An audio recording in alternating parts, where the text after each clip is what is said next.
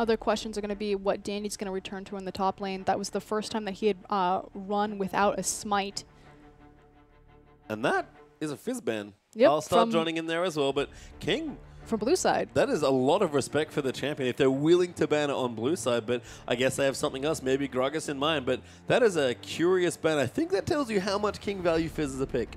Well, they can now choose if it's Rek'Sai ban, they can then ban the, they can do the jungle ban and play that way, or they can start to look towards Korn's Rise since Fizz is taken off the board. Well, they will take Kalista out, so again, nobody gets to play Kalista, it feels like, in China. A very strong champion that is consistently banned out in the LPL, but Vici have to be thinking, do they want to ban Gragas? They do. I like this Zero Gragas ban that we've been seeing a lot more this week. And Insect's going to have some fun. Flash and Vladimir for a second. Might have misclicked on the champion, but it should be Rek'Sai. Rek'Sai makes perfect sense to me. Again, take away the high-pressure junglers from World 6, and lo and behold, Rek'Sai first pick. And again, that does leave open Nunu, Sejuani, or possibly Lee Sin if World 6 wants to go that direction. Other big picks on the board are going to be Nautilus because, again, Alistar's been banned, I think, permanently for the entire night. Yeah, he's not seen very much play at all. Do still have some matches to play this evening, of course, a big one especially coming up later after this match, actually, but Alistar certainly starting to get a lot more respect again, up there with the Sivir, the likes of Fizz, even Gragas, these champions that been around for a little while and the teams are starting to get a hold of as far as, hey, probably shouldn't be letting these ones through. And Vici, I like the Thresh hover. Zero played a fantastic Thresh in the last game, and Mata, no slouch on the champion either, but they did trick me. Thresh, Maokai, their first two picks. And that was the question that we have the answer is what is Danny going to take up into that top side? And it's going to be the Maokai this time around. So again, leaving that smite behind, going more for a flash teleport style of top lane, which we haven't seen from him until this series. Yeah, I mean, he played Gnar in the last game, I believe. It actually does leave Gnar open for Insect as well. And this is curious stuff from King. Again, we talk about King, I would say Nami focused, but not Nami centric as far as teams go. Korn and Insect actually both had excellent games as far as carry performance goes there as well, but might just be wanting to build around again. Nami's fairly shallow champion, but one of his few weaknesses as a player is that sometimes he only plays what he wants, just why the Silver Band's so cool, but it is going to be Jinx now, and King really lining up for some big team fights now. And that was the big champion that Vici denied in the first game, having that Name banned, having that Jinx banned out, so it's to pick up his signature champion, I'm going to call it. Yeah, I'd call it a signature champion for sure here. He's, for a long time, was another undefeated Jinx player joining Deft. Unfortunately, that record has since been tarnished. Yes, tarnished. And Deft is the only one left, I believe, with a ridiculous Jinx record. But Vici going to consider the next few here. I don't mind the Nunu takeaway, but there is a Rek'Sai already there. Again, King assembling pretty malleable team comp. They've got a lot of different things they can do between the Rek'Sai Nut and the Jinx. Vici started off solo, but these picks are really going to identify where they want to go. And apparently they want to match carry for carry. Nunu, Tristana are their next two picks. All eyes are on Endless right here, and we had the question posed, like, who is better, Vasily or Endless? And right now it was kind of like a wash. The jury was still out on who was going to have the definitive spot. Of course, Endless has been the primary player so far in the LPL, and this is all about him. This is a space-creating composition. Of course, you have the Blood Boil on Tristana. She's going to have scaling into the late game as well as decent tower pressure because her satchel can apply to the towers and burn them down with extra damage. Maokai and Thresh alongside the Nunu. Yeah, lots of protection here and a good counter pick for Hatong here as well. Cassio and Azir still open. They'd be great champions to protect this Tristana also. So Vici have good options here, but I like what Korn's doing. It's a blind pick mid lane matchup. He's going to take Orianna, and Zero's going to take Janna as his last pick. So King, they are fairly all in on protecting this Jinx. To protect the ADC compositions, Name versus Endless, Jinx versus Tristana. And again, Hetong's got his choice. I mean, the mid laners here are going to be fairly good as far as secondary carries go, but it is certainly going to be about the ADs. We've seen Korn go off on Fizz last game. He's definitely a seasoned Orianna player there as well. And Hetong's best looking games have been on the likes of Azir and Cassiopeia. So if there's going to be fireworks, if we're going to have two threat comps go at each other here, both teams have already lined up, and there is the Azir lock-in for Hetong. And I like the Azir versus the Kassadin or the Cassiopeia pickup simply because, again, this is a space-creating composition. You have the absolute Zero to slow the team from collapsing on Tristana. She has her own self-sustaining mobility with the rocket jump and buster shot? Yep. Yeah, I'll get it one day. Nailed it. And then with the Emperor's Divide. So it's Cassiopeia. You need to provide some peel to her simply because she's very immobile. But Azir, you set up that Emperor's Divide. You set up all these space tools for Tristana and let her run away with the game. Yeah, we look at the matchups as well. Insect versus Dandy once more. Na versus Maokai this time around. Lots of skill there in that matchup. And Huey back on his trademark champion in some ways, Rek'Sai versus Suku's going to take the Nunu for himself. Huey's anime pose with the glasses. Yeah. In the mid lane, though, it's going to be Korn taking his signature champion on Orianna, and Hatong found a lot of success on Azir in the past. See if he finds it this time. Yeah, we'll have to see as Name, signature champions across the board, it feels like, for these teams. Jinx versus Tristana, hyper carry central once we get towards the mid and late stages, and kind of fun to see this one. Marta going to take Zero's thresh away from him, but Zero sort of teasing him there with, hey, I got your famous Janna. It's so lovely about these supports players, Manta and Zero, because they do have a very large overlapping champion pool, and they're very similar in play style. Now, Thresh is typically the direct counter to Janna just because you lock her down, but very cheeky. Very cheeky indeed, and certainly provides a lot for this team. We've been asking, as well as hard engage, where's the Janna? Zero's going to say, hey, Janna's still good. Especially on that Jinx. Taking down towers, you cannot leave a Janna, a Jinx, unattended in a tower. Jinx's attack speed on that minigun, she'll take it 5 times faster than any other AD carry. And this is what we've seen from a lot of Name's Jinx, honestly, is that heavy rotations, get down the towers, try and snowball early. We'll see if they can do it again. We're about to get into game number 2.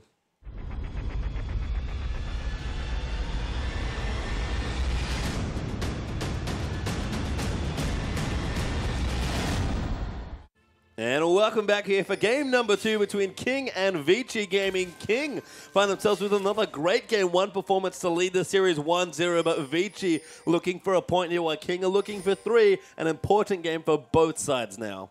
King need these 3 points. They really do. They are so far behind. They finally had their first win this weekend, so this would be a massive swing of momentum for them. You can see again another 4 or 5 man stack coming through for King. Getting wards down, almost took out that trinket ward as well as Korn. Slightly lagging behind, but King going to get some vision down. Might be looking at a lane swap. We talked about it already. Jinx pretty good in fast pushes, so you leave her alone and she'll do work. And last game, this is exactly what King did, and they did do the lane swap, but they kind of hid in mid lane, waited until they saw exactly what lanes were going where, and then motion towards the correct matchup that they wanted. I think the nice thing is that if you do get to your lane late, which, you know, you at least get the lane that you want, but you deny yourself the opportunity to freeze the lane. If people are just going to start fast pushing in the lane swaps anyway, it doesn't matter that you didn't get the lane free. It's actually better that you didn't. Yeah, it was fine because it was Cogma. They knew that they were going to freeze anyway. Yeah, and Tong, you can see, kind of hanging out in the mid lane, trying to scout whatever he can. But Vici, bit of a juke perhaps there. We've got the dual lane rotating down to the bottom side, and Zero and Nami are on the same side. That's a great ward there. It's a Huey's red buff to spot off the dual lane there as well. So we're going to have some fun now in the 2v2 situation. Standard lanes for our first game of this series. It's also really important that these ward placements do kind of have a reputation of, oh, these are the lane swap wards. It means that we're about to see a lane swap. But in general, this is just to make sure that everyone knows what kind of matchup they're facing across the board, to make sure that everyone finds the lanes that they want. You just get some information, which is very important at level 1 as Korn going to get pushed in slightly by Azir, but actually hold the minion wave here just to keep it safe. Endless, though, gets the explosive charge down as well. And this is a matchup we haven't seen in quite a while. Tristana especially is a very different champion. I think Kid played her. I think he's the only one who's really played her this season so far. Had a couple. I think Crystal might have a game from Spring there as well. Crystal. I mean, Crystal's crazy. He's almost as crazy as Imp as far as AD carry choices go. Korn getting really bullied though in the early stages. Orianna not having very much fun against the Cassio Azirs of the world. Oh god, down to the bottom side, Zero getting a charge there as well. Flashes away, but dies to the charge. Name trying to get the kill, but he can't quite get it. Mata getting the hook there as well, and level 2 all-in goes to Vici. We didn't get to see the front part of that. I'm curious how it started, but beautiful play from Endless right there to make sure that they do not trade 1 for 1 and take the first blood, and even especially because it ends up on Tristana as opposed to Mata. And jump reset plus dangerous game keeps Endless safe there. Name, we've seen a lot of level 2 Jinx all-ins especially. They're no strangers to it, but they lose that one. First blood to Vici, and Korn still struggling in this matchup. Goes back immediately and picks up the double Thorn. So again, sinking 800 gold because he wants to be in complete control of this lane. Oh, World 6, this is a wonderful gank. Nami that gets the flash hook onto him as Mata lines it up perfectly. Mami knows he's dead, and he's going to give the kill over to Nunu. What a beautiful hook from Mata on the prediction of the flash. Oh, so good. And we talk about it. Both Mata and Zero, fantastic Thresh players, and Mata, again, saw Zero's search in the last game. It's like, whatever you can do, don't worry, I can still do it better.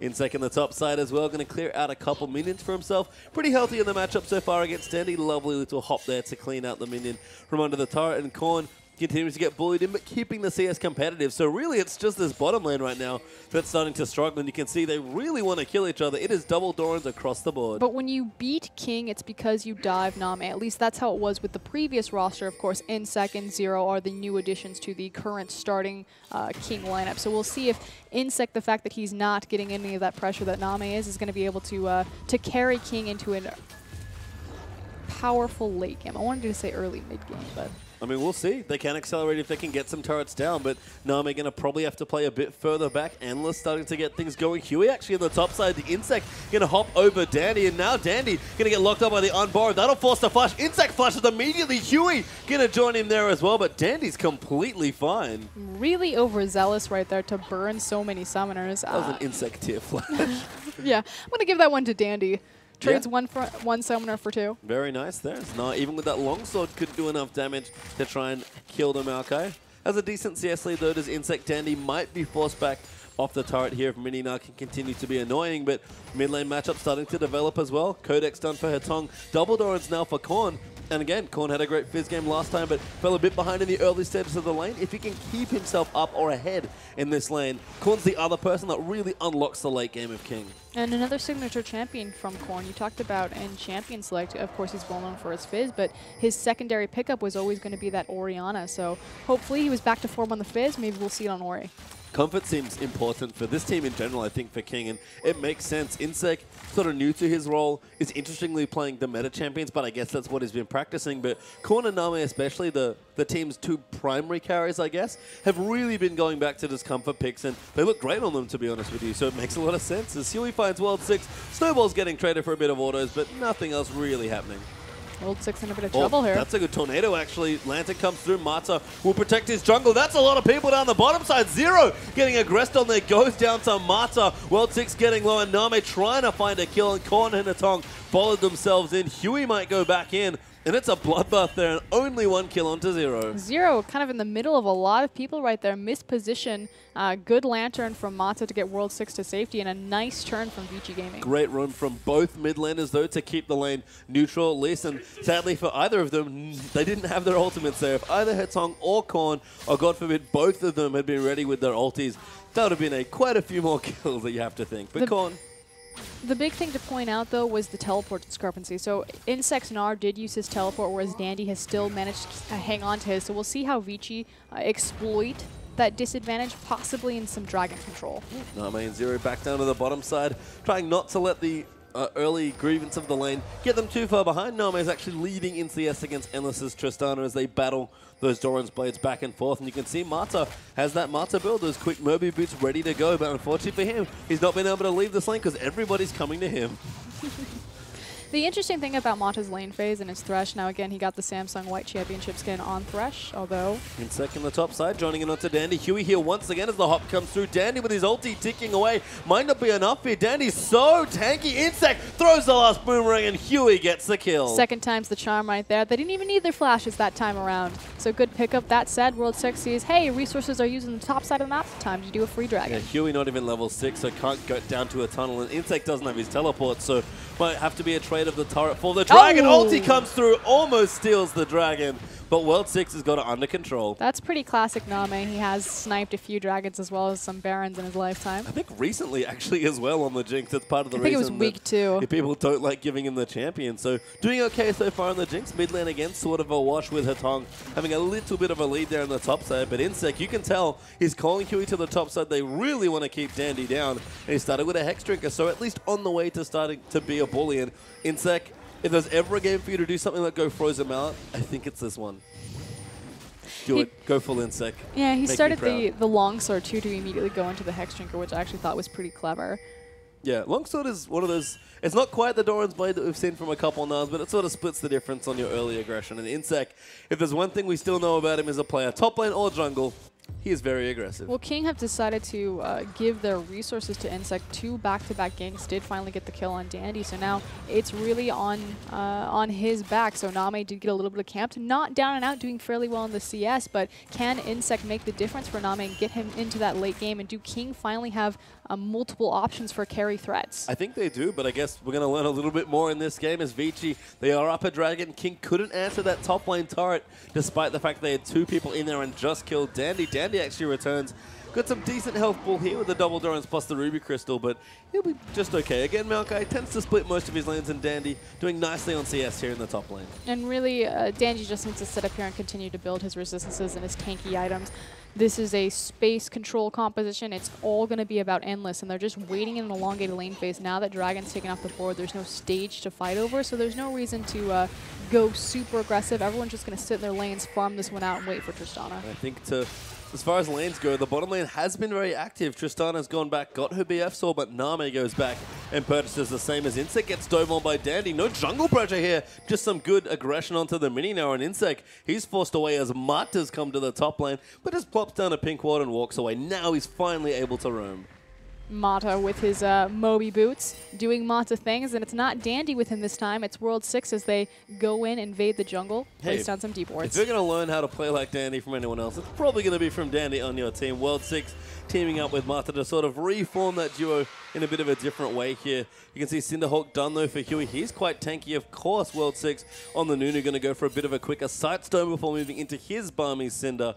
But apart from that, it's kind of even here. Vici find themselves up about 1,000 gold or so and up a dragon, but an early lead's not too bad here for King as both teams sort of look for their next point of power. And really, it's just an item power sprigs at this point. Both of them are going to want to fight over the similar things, and I like the fact that it is to protect the ADC compositions, although I think that there's more threat, technically, from the side of King. You can see Endless diving in. Good chompers there from Name. Going to try and make this trade worthwhile. Zero coming back down. Actually might be drawn by a jungler here, so a gank potentially coming through. Mata in trouble maybe. Gets Chilling Smote up. Play back there is not enough. The flash on Borrow after the tornado comes through. Name pops in the ultimate. Mata goes down to Huey, and Endless has to run away. Brilliant rocket right there. That said, it is Huey who ends up taking the kill, and kind of not where you want your gold to do. You want it to keep in the lane, so now it's about Huey. Now the fact that he has these 2 kills, he has his advantage. Can he impact the map and make the most of this gold that he's been given? I think he's going Sightstone potentially as well. I mean, not far enough ahead to go Black Cleaver, which would be super crazy if we wanted to see it, but we'll look through some of the other items as well as Huey tracking some people here. Actually, good ward there. Can see World 6 at the Gromp as Name and Zero try and get some turrets down there. That's maybe been the biggest blocker here for King's early game. All that fast pushing they want to do with Jinx, they've been constantly denied by all of the bottom lane pressure. Huey in a bit of trouble. Yep, find her tongue there. Emperor's Divide, though, just going to let Rek'Sai tunnel away to safety. Dragon not up for a couple minutes, so a little too early maybe as Insect and Dandy going at it once more, but Dandy getting the better of Insect. He's forced to hop away. Dandy has his flash, but won't go all in for Insect, who's starting to struggle in the matchup, it looks like. Dandy's doing a good job recognizing that Insect doesn't have his Mega Gnar form available and deciding to go hard in these moments, in these windows of opportunity where he knows that Insect can't jump on him and look for the hard CC. I mean, look, Dandy, as far as we're aware, is a Rumble main, so we'll definitely understand windows of opportunity on that champion. Insecto now Mega Gnar could maybe turn it around. Going to go aggressive into the top side, but instead Korn and Zero are going to clear out a couple wards, and Dandy's getting low there in the top side of the map. Doesn't quite go down to Insect though, as the boulder will miss, and it's all in for all in as Insect now pressures Dandy out. Again, the window closing on the opportunity to go aggressive there. Dandy will wait that one out, but he understands exactly when he needs to pull the trigger. The thing that I wanted to talk about with these compositions as Name possibly going to be dope. Nope, Zero's there. Very nice positioning. Chompers will block them off as well. Hetong's also coming down. Teleports are coming in as well for Dandy. This is a big dive here as Insect's going to come down, but he's got no health left. Zero coming in, the shield onto the turret. Huey's down as well. Insect kiting away. Name trying to do his best. He flashes out of the absolute Zero, but Zero's far too low. Goes down to Dandy in the ulti. Huey diving in, but Name's already dead. Corner arrives very, very late, and Vici get 3 free kills. Absolute disaster for King right there, and the biggest thing was the fact that Insect got there at 25% HP while Dandy was full health. That's going to be a free tower as well as multiple kills across the board for Vici, looking much stronger this time around. And I think it's funny to compare these late game carries as well, because they're both really good at pushing down turrets when they get free time. You saw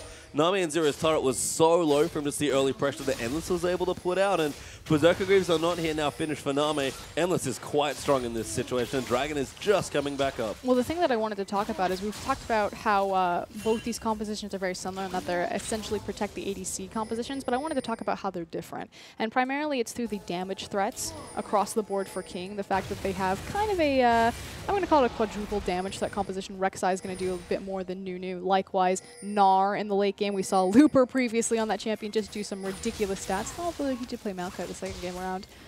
But it's very interesting that it's all in on creating zone and space versus having multiple damage threats and threats to that back line in the form of Rek'Sai and Gnar. And again, we talked about Nami last game. It's not all in. It's just a team centered around him, but not dedicated to him like maybe some of his older teams here. Atonga actually caught Huey there as well as Mata looks for a hook but doesn't quite find it. Vici, though, on top of their next Dragon. Endless and World 6, plenty of neutral damage to their name.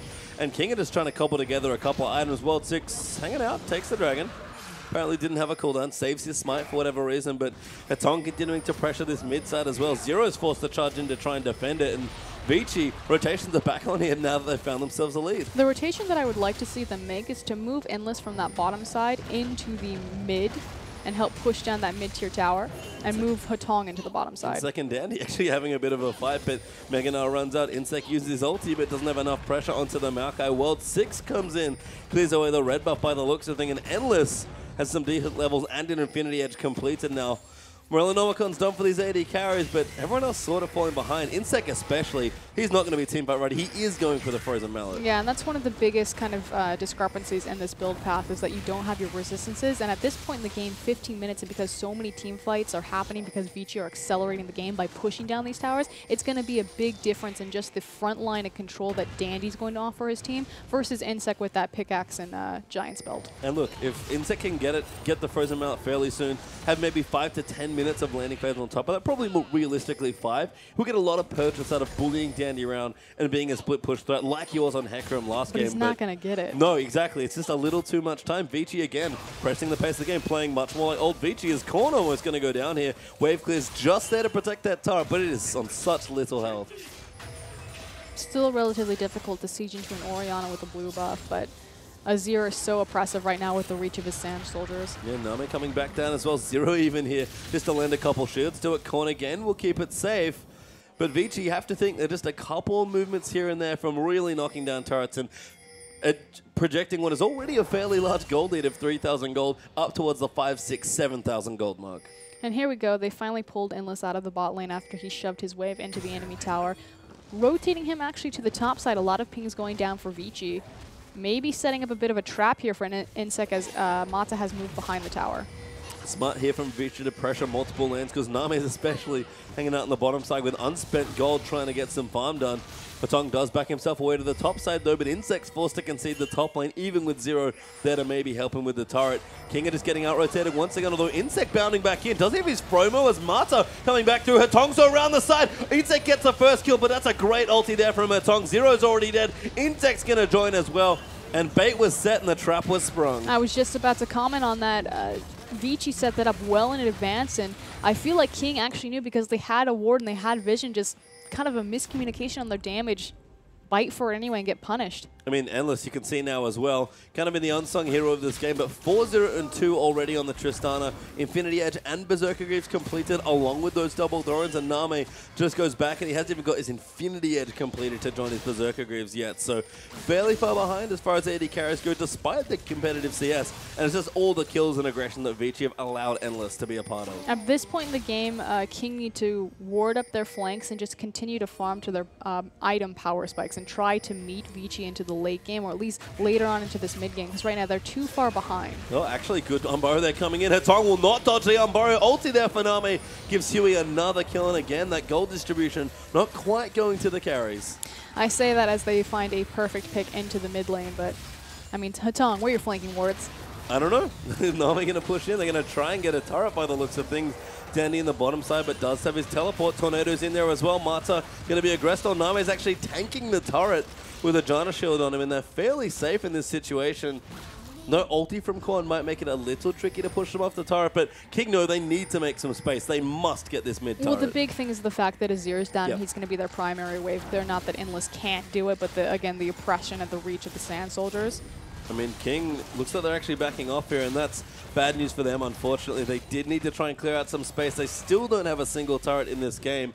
That mid turret that they've got's not going to last very long either, given its current health status. Dragons back up in a minute 45, and Vici are looking to continue their aggression. Insec, don't know if he's going to commit. Nope, he's going to go ahead and back. I was going to say they could try to commit for the top tier tower, but Insec's going to go ahead and back, and we should start to see both the teams set up around that dragon pit. Endless going to rotating and clear out a good chunk of farm for himself. Tristana still pretty good as far as that wave clear and the pushing especially goes. So Endless gets himself some more CS, continues growing the gold. Hatong finally takes out the mid turret with Korn off, and probably even more annoyingly just sets up a sun turret. This is a funny champion. Endless going to go back now as well. Minute 10 to this dragon, so both teams looking to set up, but Name still scrounging for farm. Hatong continuing to push the minion waves back in there as well.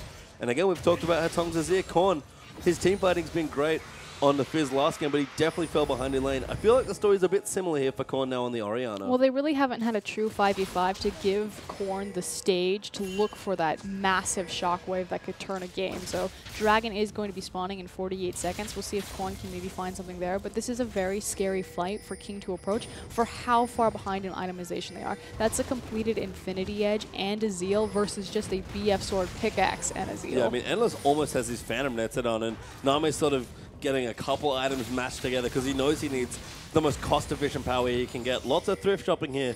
We talk about it a lot with Name, but no completed items at 20 minutes is bad news, and King, a stroke of luck may just get them this turret here. Azir is coming back, and King can't even get that.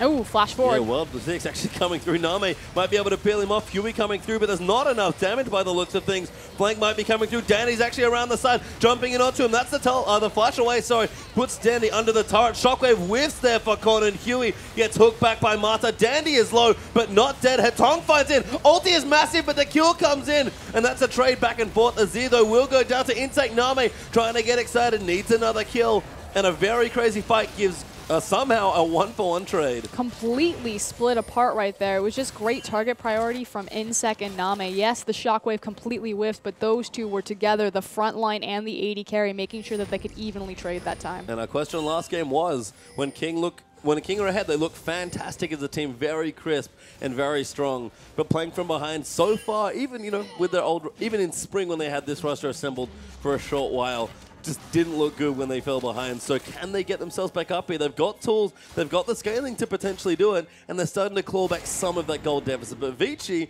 might be looking for another dragon, although apparently they're trying to find a pick here. But this is an even larger issue also with Vici Gaming. We talked about how their team fighting is so lackluster, and that was pretty much exactly what we were talking about. They have a gold surplus. They're 5k up. They got into a full 5v5, and just cohesively as a unit, they're not there yet. I mean, they were more than 5k up before that started, actually. The trade just sort of left it a little more even as Vici will start themselves a dragon. Again, a strong objective-focused team of Vici, so this is the sort of thing they can do well. Baron is up as well now, of course, so might be looking for that at some point in the near future. And King continuing to hold on as Vici try and find more aggression points, but they just need them around objectives. And because Vici, I'm glad that you brought up their objectives, because Vici can't really do the 5v5, they're just not there yet as a team, they really have their win conditions entirely focused around the Baron, around the 5th dragon to look to win the game. You can see King actually some curious itemization coming through. I mean, we talked about Name still thrift shopping, but now has his Infinity Edge, so a good little spike there. Korn's actually going for very cost-efficient builds as well. He didn't get 4 kills like a massive Fizz quadrant like in the last game, so he's keeping his build nice and cheap. Morello Nomicon, Home Guard Sork Shoes, and actually Void Staff second coming through. And he really needs at this point to do any damage just because Dandy got so far ahead early and has his resistances. And as I say that, he has the armor. But that's the idea that if you get a Void Staff into the mid game, it's because you're just trying to output your damage. You don't have the time to look for the Death Cap. And that's hard for Orianna. Death Cap is such a key item, but Korn will keep his farm going, will at least try and be relevant earlier, but sooner rather than later, because King know they need to pick fights here against Vici.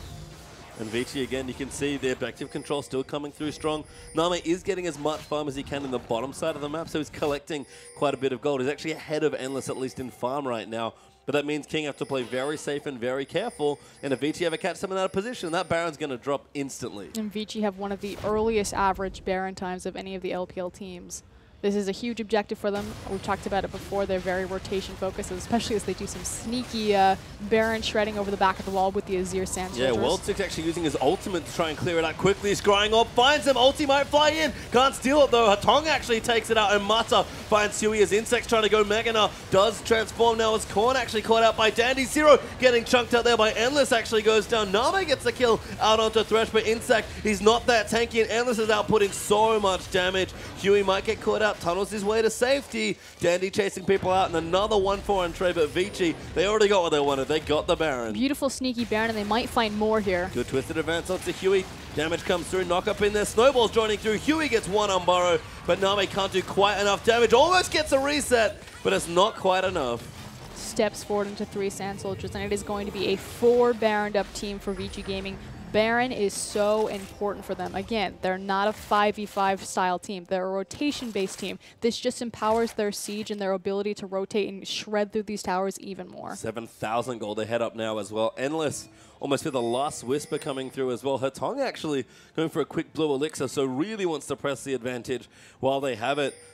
World 6 getting tankier as well. Sightstone and Oranduin's almost completed. Dandy really gunning for Name, it feels like. He's got a chain vest now win as well. Reminds me of Flandre's anti-Uzi Jarvan top build from Spring, where he literally just built armor and dived Uzi every fight. And you know what, Dandy? That's probably not the worst plan you could have come up with. And, I mean, to be frank, Name is really the big carry here alongside Insect. Korn has been very lackluster with the shockwaves. I mean, yeah, he has, and it's the champion he's known for. Doesn't even have the Void stuff done yet as Insect. Found a few too many friends in the top lane. Endless's damage is disgusting, and he'll get himself his 8th kill of the game. No reason for Insect to be that far forward extended, especially not without any protective wards right there.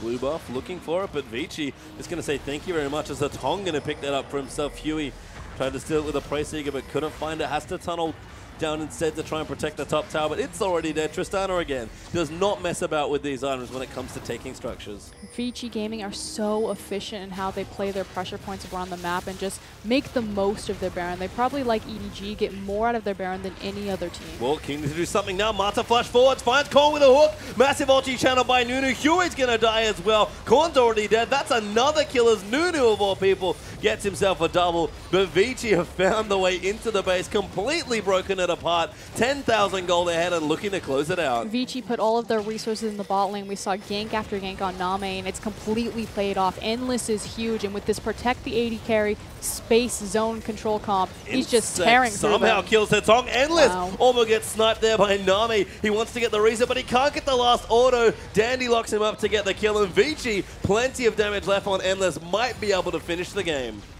Are going to back out just at the very end, though, so a single tower standing, but it should be a systematic closeout for Vici Gaming. Hard to see if they'll throw it from this position. I mean, you've talked about it before. Vici so efficient when it comes to winning the games when they are ahead, and honestly, we could have maybe said that about King in the last game as well. I guess my question might be answered. Can they play well from behind? Unfortunately, against a team like Vici, not so much. They have the tools to do so, however. Again, you have hyperscaling potential in both of their carries, Orianna and Jinx, as well as you have the hard reset, so if they can stall this out for maybe another 15 minutes, hope can be alive for King. They have the resources to do so, but Vici are just so oppressive when they're ahead and making the smartest and cleanest rotation. And they also, again, don't want to give you that team fight, which is the one thing King can maybe hold over Vici in this particular series, and instead they'll roam through, they'll keep taking buffs. Dragon's up in 35 seconds as well. Again, you said it already, I think the best word to describe Vici is crisp, and this map is just completely in their control. Systematic, clinical, Korean. Yeah, very Korean here as Endless.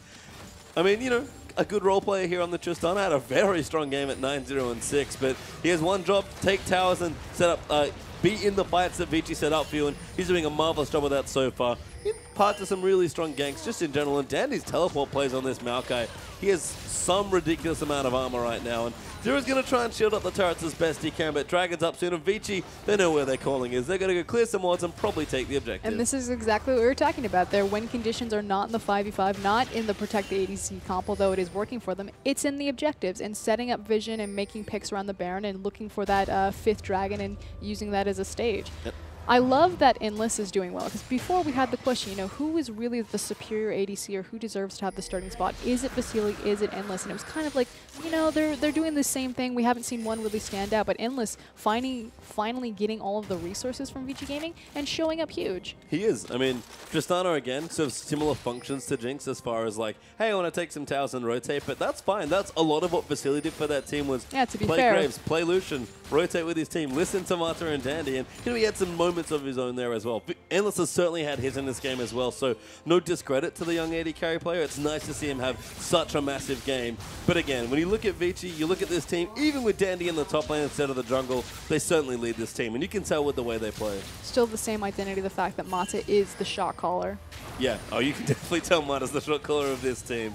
As Zero, Huey, and Korn trying to defend the mid lane assault, but Vici, there's so much turret damage. Look at Endless. He is going to wreck through that turret. In fact, has to respect the ball positioning. Smart stuff there, but it won't take very much more of this for Vici to take this turret. And yesterday against World Elite, we called their game death by 1,000 paper cuts. They're just so controlled and very patient, whittling away at the objectives that they find. I mean, the nice thing is when they see an opening, they go straight forward as well. You can see Endless and Mata moving around, getting some wards down. Mata trying to create space and get some picks for his team. Dandy creating space, doesn't even have his teleport. He's just confident in his team's ability to play safe and to continually apply pressure appropriately. Vici again, now all moving down to the bottom side. You said it already, they play very Korean. It's looking real good so far as Endless going to chunk out this turret. In sec, oh, he's trying to make it happen. Endless actually gets caught by Huey. Ulti doesn't hit him though. Hatong gets out Huey with the Emperor's Divide. Ulti lands onto World 6 there from Jinx. Shockwave there onto Mata and Nunu, but it's not quite enough as Dandy diving into the backlands. Endless though gonna go up massive there to take out Nami. Gets the resets, goes off completely. And Endless, the star of the last fight. Zero can't do anything to finish this game, and Vici will close it out. And Endless has a fantastic front line before him, but the thing that I really want to point out in that last team fight was he had a beautiful, cute little sidestep where he just dodged the Orianna Shockwave and really